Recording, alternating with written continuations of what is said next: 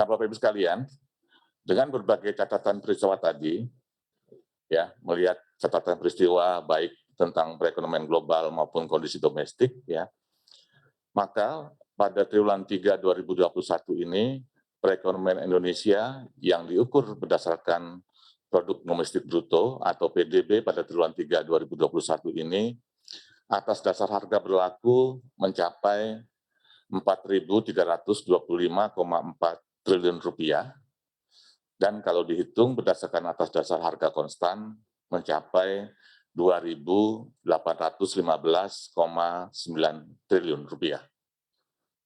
Dengan besaran PDB tersebut, kalau kita hitung pertumbuhan ekonomi pada triwulan 3 2021, kalau saya bandingkan dengan triwulan 2 tahun 2021 atau secara Q2Q, perekonomian Indonesia tumbuh sebesar 1,55%.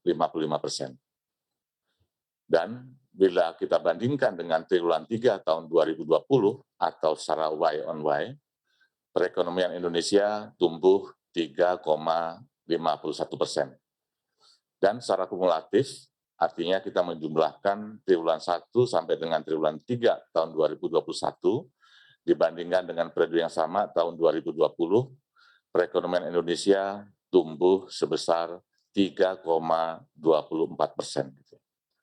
Jadi saya ulangi Bapak Ibu sekalian, secara Q2Q, perekonomian Indonesia tumbuh 1,55%, secara Y on Y tumbuh 3,51%, dan secara kumulatif atau C2C tumbuhnya 3,24%.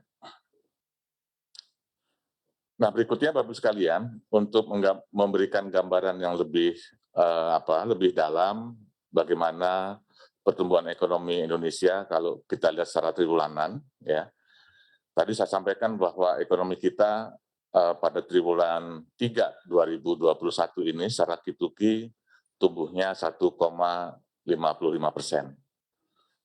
Jadi kalau kita lihat tren ya tahun 2018 sampai dengan 2021 sekarang, ya, sebut saja misalkan 2018 Q3-nya tumbuh 3,09, kemudian Q3 2019 tumbuh 3,05 gitu ya. Kemudian di Q3 kemarin tahun 2020 tumbuhnya 5,05.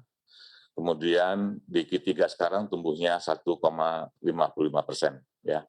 Dan ini belum mencapai level pada tahun-tahun sebelumnya dikarenakan tadi ya ada berbagai peristiwa dan juga yang berpengaruh besar adanya PPKM yang itu menghambat mobilitas dan akhirnya mengganggu aktivitas ekonomi secara keseluruhan gitu.